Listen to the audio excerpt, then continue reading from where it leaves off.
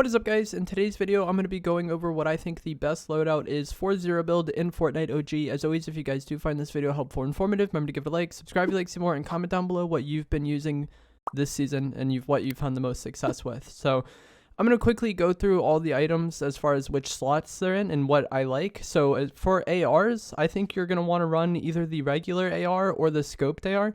I really did not like the scoped AR when the season first dropped, but it's kind of been starting to grow on me. I think you just want to avoid the burst. And one of the things with the loot pool this season is that a lot of weapons, when you get into the purple or gold versions of them, it looks like a different weapon model. So when I say regular AR, I mean the regular AR or the SCAR. They're both going to be on screen right now. These are the same weapons. It just like goes to a different weapon model when you get the purple or gold one. And this happens for a lot of the weapons. So when I say regular AR, I'm also including the SCAR if you're able to find one. An honorable mention will be the LMG. This has been reworked from how it was in Chapter 1, and it actually has a very little bloom now. I haven't been able to play around with it too much, but I think this weapon has a lot of potential. I just don't really want to ever use the burst. I think that's what you should take away from this. We'll come back to these weapons later, though. For shotgun, I think you're going to want to use either the pump or the tac shotgun, depending on which AR you're using. I really have not enjoyed my time using the heavy shotgun. The pump this season doesn't have the greatest body damage, but if you do hit headshots, it can have like really solid damage, and the gold one can hit for up to 207. And I think the green pump has a perfect, like if you hit a perfect shot with the green pump, it has 161 damage. The gold sharp tooth shotgun last season had a max damage of 165. So the green pump, as far as damage goes, is pretty comparable to the gold sharp tooth last season. And then the tac shotgun is full auto. So you could just like hold down the trigger when using this weapon, but it does have a really large spread, which does throw a lot of people off, because if you just go for straight headshots, you're likely to miss a lot of pellets. So I've always found most success with the tac shotgun, just kind of putting like the top part of my crosshair near their head, so the rest is still on their body, rather than putting like the dot in the center of your crosshair directly on the opponent's head. Because if you do that, like the top part of your crosshair isn't going to be on them at all. Like if you put the dot on the opponent's forehead, then that entire top half is just going to be a miss. Also, in close range, jumping and looking down on the person with the tac shotgun typically gives you a pretty favorable pellet spread. For heals, it's going to be up to whatever you can find pretty much, but your main options are going to be minis or big shields. The chug jug is great, but you don't want to be carrying this, I feel like, oftentimes if it's going to be your only healing item, because it takes 15 seconds to use, which is an incredibly long time, but it's also like a one-use thing, so if you use it, you have no more heals at all. Again, this is probably going to come down to just whichever one you find, because it is very inconvenient to find shield this season. Typically, I would take minis, but I think I've been starting to kind of favor big shields, because a lot of times, like, you might trade shots with an opponent, they like break your overshield and then do like 30 extra damage to you, and you can't really do anything with minis in that situation. But for the final time, this really just comes down to whatever you can find, because it's really inconvenient to find shield this season. I think the best mobility item in the game right now is the grappler, as far as like getting around in fights and repositioning in fights and like taking high ground if someone uses the portafort. The rift to go is better rotation for getting around the map, but there are a lot of natural rifts on the map this season, and if you learn where those are, you can just kind of use those for rotation and not really miss the rift to go. And these naturally occurring rifts are infinite this season, so they respawn after somebody uses them. Doesn't matter how many times they get used. There is a weird bug where sometimes they go invisible after somebody uses them, even though they're still there. Like when you get close to them, you can still hear them going off, or like the noise the rift makes, but it'll still be there. You just got to know like basically exactly where the rifts are. And then your final slot is really going to be up to you. I think the best options are going to be like a cover item, like the portafort. Ideally portaforts. I think the portaforts are much better than the bunker. The rift to go can also be good if you wanted to carry double mobility, extra heals if you're able to find it, or the semi-auto sniper. So the semi-auto sniper is probably the best weapon in Fortnite Zero build this season. It bodies for about like 97 damage, I think. And the green one headshots for 247. I said it headshot for 250 in a video yesterday. It's basically a one-hit kill. If you have blue or better semi-auto sniper, you can one-hit people. It is a 10-round mag. It's pretty spammable. And even just the 97 body damage is incredibly relevant this season because of how hard it is for people to get shield. If you have a full health opponent and you body them, that's going to take their overshield off and then 40 of their actual shield. And so now they kind of are in a weird situation where like they might not even have heals to put on. They might not be full HP. I feel like the likelihood of finding full HP opponents this season is lower.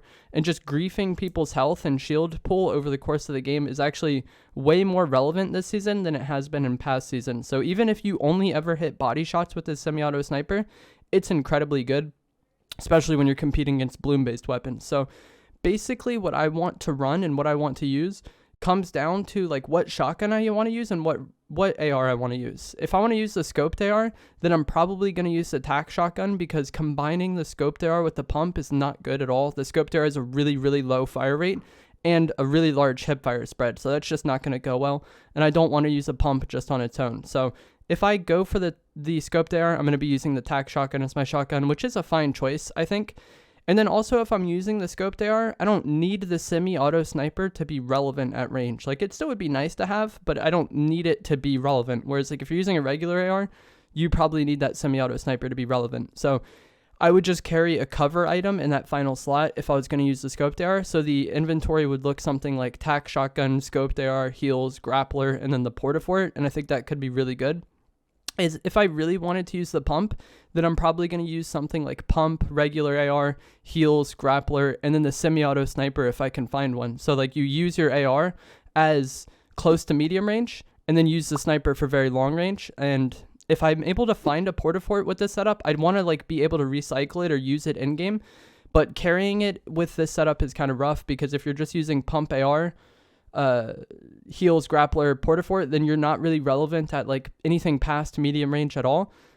But also like not having the portafort is rough. So like if you do have this setup where you're using regular AR, semi-auto sniper, heals, grappler, pump, then any portaforts that you can find in game is huge. And or, you know, maybe you see someone place a portafort and you just go and fight them for it and take it, and then now you have that portafort.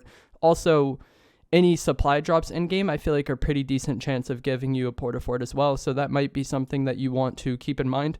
You also could run something super generic like pump, SMG, heals, grappler, and the scope there, but you kind of run into the same problem I was just talking about, where like a lack of a cover item can really, really like ruin your game more so this season, I feel like, than last, just because there is more like open space on the map. You might end up in a zone where it's no big deal, and that's fine, but you also might end up in a zone where like any player who doesn't have a portafort is just going to lose. So like it's kind of like a weird balancing act this season. I don't think I would run that final setup for solos very much, but if you're playing a team game mode and you can run those 3 guns and then you have teammates running things like, you know, maybe the Rift to go, maybe the portafort, that's really huge. It definitely changes up in team game modes. So those are what I think the best loadouts are for zero build right now. Just a short recap. If I'm going to use the scoped AR, I would want to use the tac shotgun, heals, grappler, and portafort with it. And then if I'm going to use the regular AR pump shotgun, then I'm probably going to run heals, grappler, and the semi-auto sniper. I think the semi-auto sniper is going to be like an S tier item this season. It's kind of slept on right now. I feel like I'm seeing more and more people talk about it, but it is probably the best weapon in the game right now. And with the bloom third-person ARs not being very relevant at range, you have a huge advantage on other players in-game if you have the semi-auto sniper and they don't. The scoped AR can be relevant at range, but it's not like as deadly as the semi-auto is.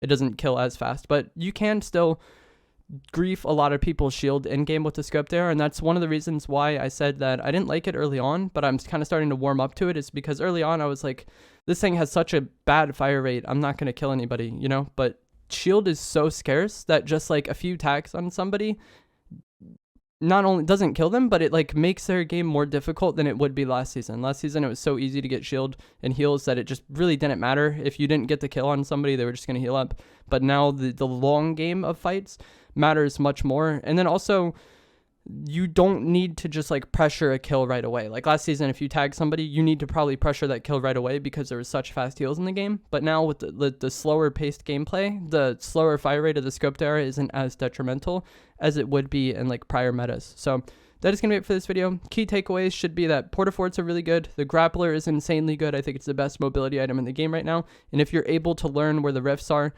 you're going to have an easy time getting around the map, and then you can use the grappler for movement and fights. And then if you are going to be using the regular AR, then you're going to want to pair that with a semi-auto sniper, because that thing is a monster, and it is going to be the meta in zero build. As always, if you guys found this helpful, informative, interesting, remember to give a like, subscribe, like some more, and comment down below what you have been using most in Fortnite OG.